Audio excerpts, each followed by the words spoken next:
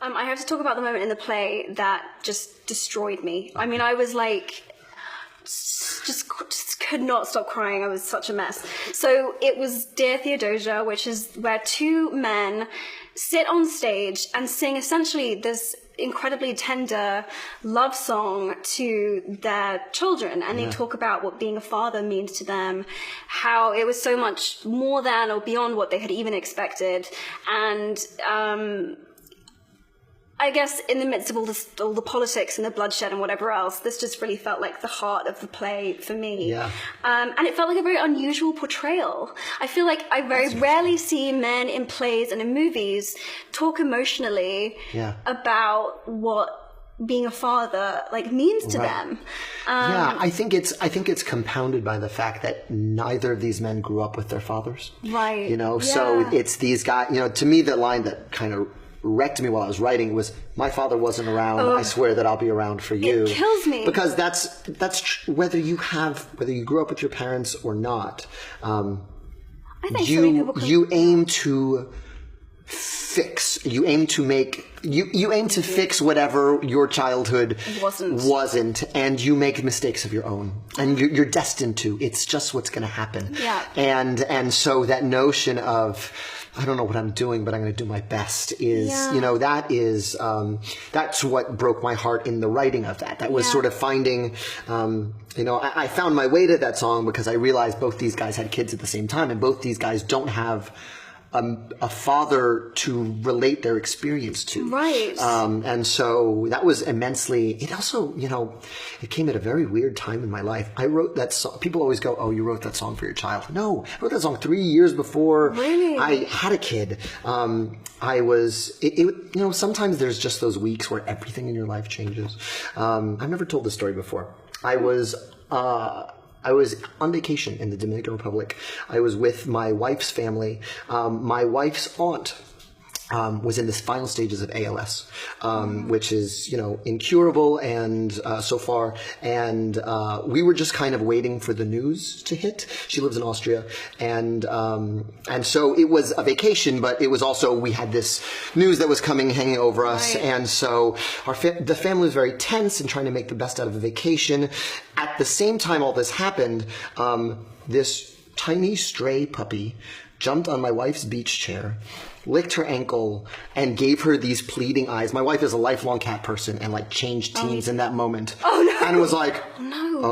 Oh no! Oh no! I really want a puppy. Oh, I want this puppy. And we said, all right, well, if it comes back tomorrow, it's ours, because it played with us all day, followed us around all day. Let it go. Came back with a sister. Oh no! Oh no! So now next day, Vanessa's aunt passes away.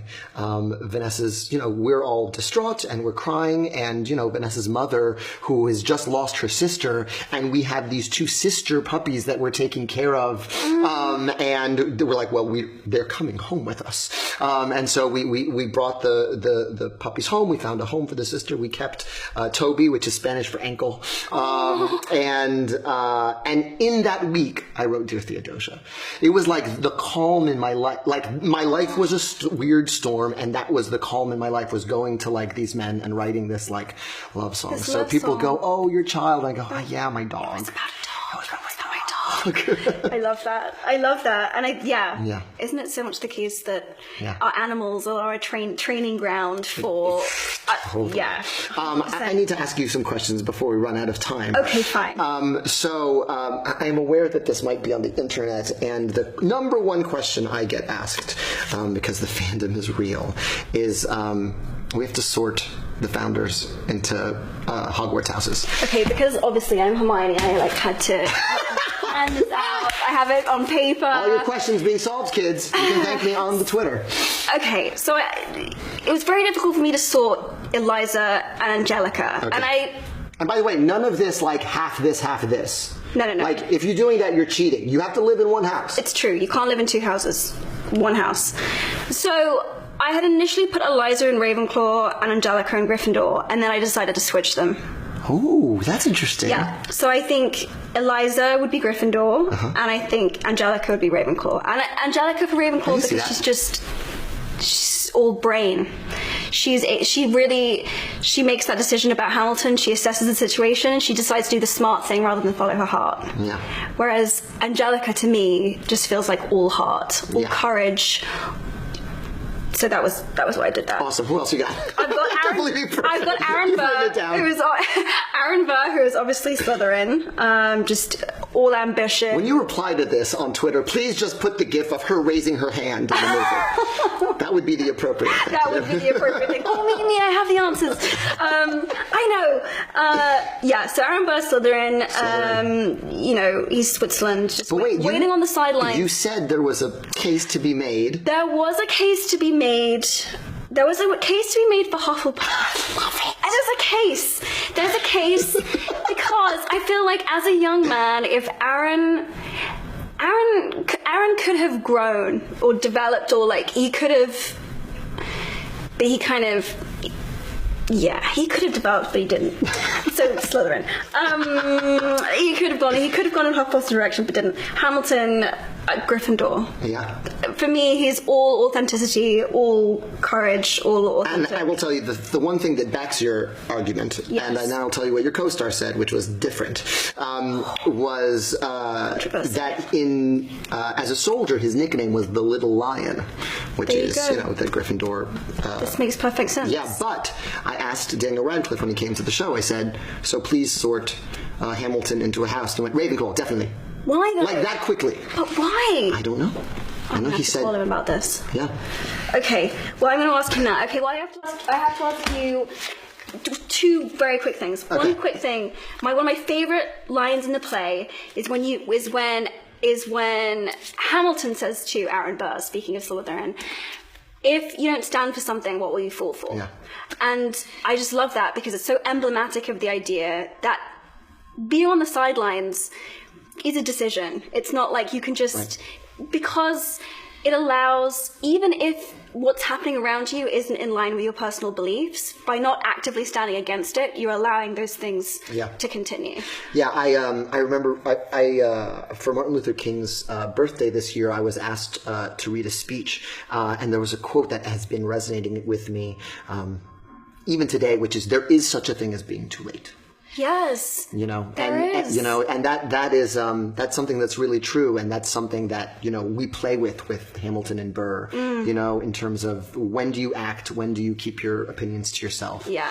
When do you keep your cards close to your chest? Hamilton couldn't help himself. He couldn't. And he wears his heart on his sleeve, like I do. Where I have and the tragedy in the way we tell it is the time Burr acts and Hamilton doesn't, one kills the other.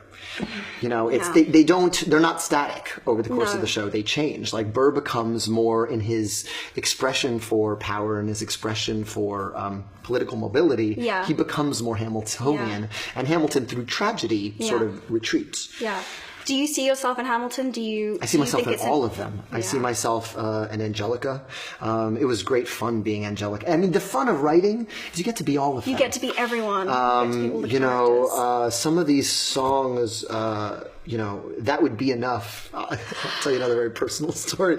I wrote that song, probably the fastest song I wrote for the show. I wrote it in 45 minutes. Eliza needed to say it. I had another song I was trying to write, and then I was like, Eliza needs to say this now. And I wrote that song, and I played it for my wife. Tears running down my face. And she looked at me because she is not in the business, and she goes, "Oh, is that what you wish I would say to you?"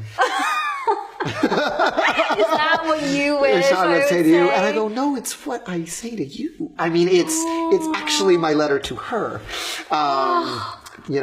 So HeForShe. Okay, that's amazing. I want you to read the lyrics to that song. Okay. But yeah, that's actually my love letter to my wife. That makes me like you a lot. That's great. I'm gonna go listen to that after this and just cry.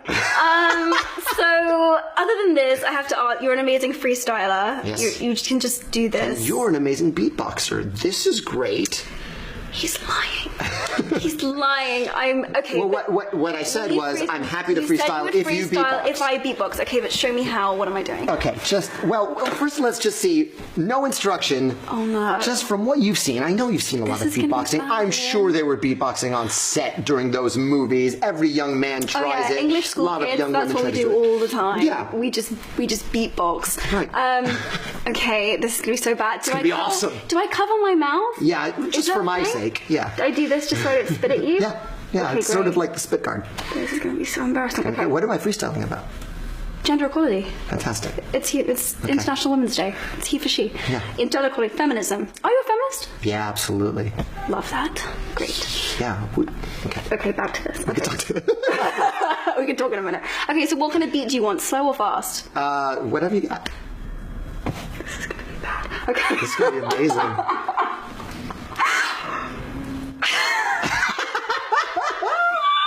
Okay. Perfect. Yeah. Yeah, it's Lin, and I have to laugh. How can we not be equal? We're like half. Like, women are like half of the people on Earth. And yes, they should have been equal since birth. That means all day, every day, equal pay, every way. Okay, are we really okay? Oh my gosh. Yo, this beatboxing is fantastic. Beasts, where to find them. Yo, I'm drastically changing the narrative. Look at it. You kept going. And oh my gosh, I love watching this keep flowing. Holy cow. This is such a meme. Thank you. This is the Beatbox Dream Team. I'm so embarrassed right now. Wait, I'm literally the color of like a tomato. I'm so red. That was amazing. Oh my gosh, thank you for having me. Thank you. That was the best ever. Yeah, thanks. Oh, I love you. Thank you. Beatboxing. Everyone go see the play. And no one ever asked me to do that ever again. These are the lengths that I will go to for gender equality.